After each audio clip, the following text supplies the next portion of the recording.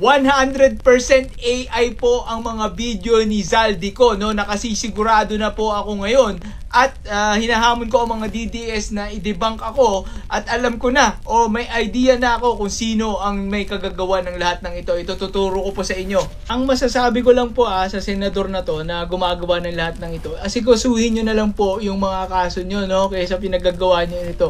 Grabe, kinilabutan ako dito dahil isang pasabog ang pinasabog ng isang IT expert daw na ikakagulat ng lahat.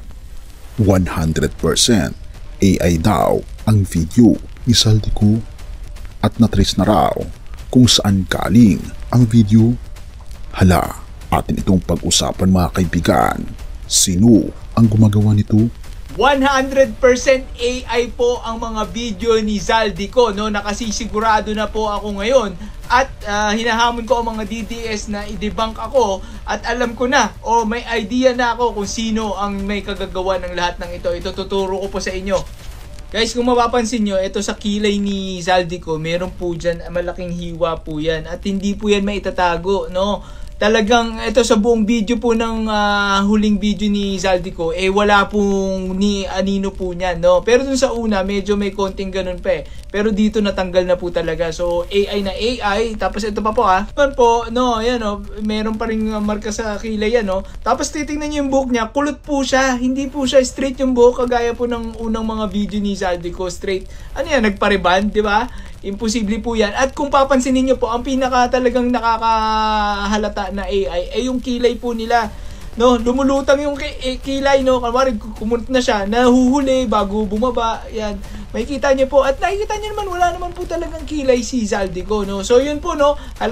Obviously AI po yan. Pero ito pa. Sa mga unang video po ni Zaldico, meron pong anino. Pero yung sa later part po ng mga na ina-upload po nila, wala na pong anino. Kasi halatang halata po to. Ayan, makikita mo, parang ni ruler po yan. No, buong video po yan ng mga first 3 videos ni Zaldico, gumagalaw-galaw po yan. Pero straight na straight pa rin po yan, no. AI lang po ang nakakagawa ng straight na anino. At kahit naman isipin mo, saang parte ng muka na kapag inilawan mo, magiging diretso. Kahit gumalaw-galaw ka, diretso pa rin, di ba? Wala pong ganun, no. Wala pong ganun. Yan po ay indikasyon na AI po to. Sino naman po may kagagawa nito? Sa mga hindi po nakakaalam, IT po ako. Ayan yan po yung trabaho ko. Ayan yung payslip namin. At makikita nyo po dun sa taas, 10-year award. Yun po yung mukha ko nandun, di ba? Nagtrabaho na ako sa mga US companies, pati mga bangko sa US at kung saan-saan pa. Sa unang mga video po na in-upload ko tungkol dito, meron po talagang mga admin na nandito sa Pilipinas itong page na to, itong Zaldico page. At yung mga ina-upload po na video, dito po sa Pilipinas din ina-upload. Dapat po ang gawin ng gobyerno dyan patawag yung Facebook o pati yung mga admin ng page na to kasi magkakaalaman sino nagsisend sa kanila ng mga pictures, no, yung mga pictures na 1499 yung tag nung maleta, di ba? Ngayon lang nag-sale yung SM, di ba? So magkakaalaman, no, kung paano nila ine-edit yung videos, magkakaalaman, magkakabukingan kung sino, kanino galing yung mga videos saka pictures. Ako po may idea na ako kung kanino pero I invoke my right to self-incrimination kung paano natin nalaman, no. Magkakaalaman din yan, no, kung talagang gugustuhin ng NBI saka ng DOJ, magkakaalaman yan. At sinasabi ko po sa inyo, yung gumagawa po na itong lahat ng ito, malapit ng matanggal sa pagkasenador dahil sa mga kabalastugan na pinaggagawa niya, di ba? Yan po ang kaya nagmamadali na siya kung ano-ano ng mga pinaggagawa niya, hindi na mapigilan. Araw-araw na niyang gagawin to kahit AI manggulo lang sa investigasyon. Pero wala na pong nakikinig. Ang masasabi ko lang po sa senador na to na gumagawa ng lahat ng ito, asikasuhin niyo na lang po yung mga kaso niyo, no, kaysa pinaggagawa niyo nito. Dagdag pa to sa kaso niyo.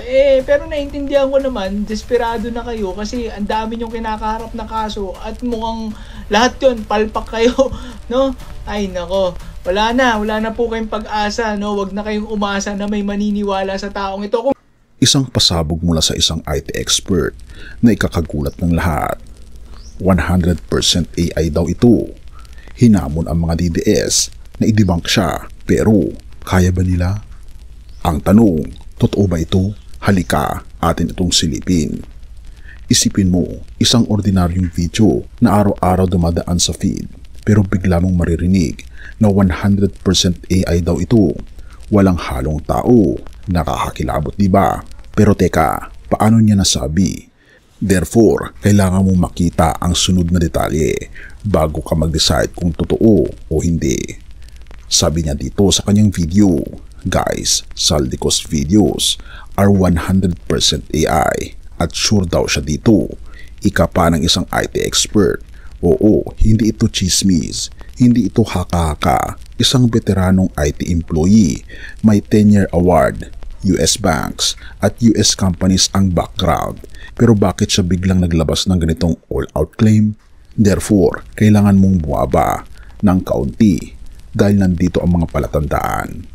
Una, yung unang pasabog, yung anino na nawala pero bumalik. Sa last video daw ni Zaldico, wala raw anino, pero sa first video, merong kahit konti.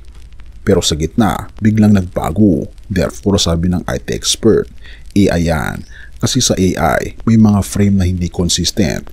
Minsan may shadow, minsan wala. Parang glitch ng isang model na pilit nagko-construct ng reality. At kung napansin mo raw, may mark pa sa mukha, may kulot sa buhok, na hindi tugma raw sa real life Zaldico. Creepy, diba? Pero wait, may pangalawang pasabog, yung straight na mukha habang gumagalaw ang tao.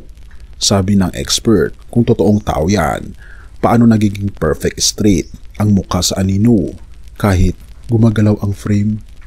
Imposible sa totoong tao, pero posible sa AI. Therefore, ito raw ang isa sa pinakamalinaw na AI signature errors na hindi mapapansin ng normal na manonood. Kaya pala creepy, kaya pala parang wax figure, kaya pala parang may mali na hindi mo ma-explain. May hawak sila raw na pictures, pero paano na-edit? Ito ang mas nakakilabot. Sabi niya, may admins daw ng Zaldico page dito mismo sa Pilipinas at mapapansin natin sa ilang mga videos na marami raw ang admins ng page na ito. Pero kung magtatago ka, bakit local? Therefore, sabi pa niya, matatrace ito ng DOJ at NBI. May mga pictures galing sa SM, yung maleta tag, na mas madaling i-trace kung sino ang nag-upload, sino ang nag-edit, sino ang nagbigay. Sabi niya, may idea na raw siya kung sino. Pero sabi niya, I invoke my right to self-incrimination. Sinabi niya yun, direct at hindi nagbibiro. At ito ang nakakatakot.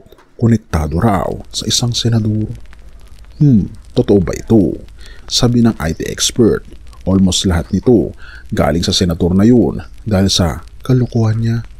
Pero hindi niya sinabi kung sino. Therefore, mas lalo tayong tatamaan ng curiosity kung sino nga ba talaga itong taong ito. Creepy. Atin pa itong pakinggan, mga kaibigan. Ine-edit yung videos, magkakaalaman, magkakabukingan kung sino, kanino galing yung mga videos, saka pictures. Ako po may idea na ako kung kanino pero I invoke my right to self-incrimination kung paano natin nalaman, no? Magkakaalaman din yan, no? Kung talagang gugustuhin ng NBI saka ng DOJ, magkakaalaman yan. At sinasabi ko po sa inyo, yung gumagawa po na itong lahat ng ito, malapit ng matanggal sa pagkasenador dahil sa mga kabalastugan na pinagagawa niya, di ba?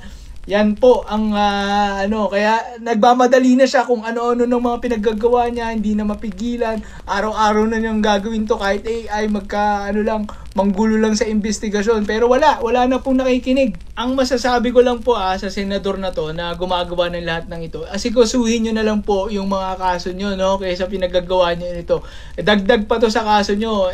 Pero naintindihan ko naman, desperado na kayo kasi ang dami nyong kinakaharap na kaso at mukhang lahat yun, palpak kayo, no? Ay nako, wala na po kayong pag-asa, no? Wag na kayong umasa na may maniniwala sa taong ito. Ang tanong, mga kaibigan, totoo kaya ang sinasabi ng IT expert na ito? Ano sa tingin mo? I-comment mo naman sa ibaba upang malaman ko rin ang iyong saloobin. Have mercy, O God, at purihin ang ating Panginoong Diyos. Sa gitna ng lahat ng kaguluhan, sa gitna ng mga pasabog, AI controversies, politika at mga tinatagong katotohanan, may isang bagay na hindi kailanman kayang guluhin ng teknolohiya: ang pag-ibig, grasya, awa at katarungan ng ating Panginoon Hesus. Kaya habang lumalalim ang mga misteryo at kumakapal ang dilim sa mundo, tandaan natin ang sinasabi ng Biblia, John 1 verse 5, "For the light shines in the darkness, but the darkness has not overcome it." Dahil kahit gaano kadami ang fake news, AI deception o mga taong nagtatago sa likod na nilikhang imahe, ang tunay na katotohanan pa rin, mga kaibigan, ay walang iba kundi ang ating Panginoon Hesus, ang laging magwawagi sa lahat. Ang pag-ibig niya kasi ay hindi nagbabago. Ang grasya niya ay sapat sa lahat ng oras. Ang awa niya ay hindi nauubos. Ang katarungan niya ay laging lumilitaw sa tamang panahon. Kaya kung naliligaw ka sa ingay ng mundo, kung napapagod ka na sa mga kasinungalingan, kung sumasakit ang ulo mo sa hindi mo na alam kung sino ang paniniwalaan, pero may isang persona na hindi kailanman ililigaw, kaibigan, lumapit ka sa ating Panginoon Hesus. Isukob mo ang iyong puso, ibigay mo ang bigat mo, hayaan mong siya ang maging katotohanan sa gitna ng kaguluhan. Purihin ang ating Panginoon Diyos at tayo manalangin. Ama namin Diyos na makapangyarihan sa lahat na nasa langit, lumalapit po kami sa iyo ngayon, humihingi ng gabay sa gitna ng kaguluhan at pagkakalito. Bigyan niyo po kami ng liwanag upang makita ang katotohanan, lakas upang gumawa ng tama, at kapayapaan na nagmumula lamang sa iyo. Puspusin niyo po kami ng iyong pag-ibig, grasya, awa, at hustisya na nagmumula lamang sa aming Panginoon Kristo. Naway maalala namin na ang liwanag mo ay laging nagtatagumpay at magtatagumpay sa dilim. Pinupuri po namin kayo at pinapasalamatan, o aming Panginoon Diyos, sa inyong pong kabutihan sa amin, at patnubayan niyo po ang aming bansa at tulungan niyo po kami makita ang katotohanan, na ang katotohanan ang magpapalaya sa amin.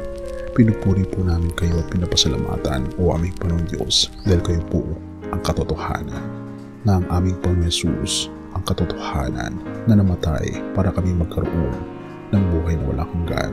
Salamat po, Panginoon Diyos, sa inyo pong pag-ibig sa amin, at patnubayan niyo po kami at patawarin po kami sa lahat ng aming mga pagkukulang at pagkakasala. At salamat po sa pagdinig ng aming mga panalangin, sapagkat ito po ang aming samot hiling sa matamis na pangalan ng aming Panginoon Hesus. Amen.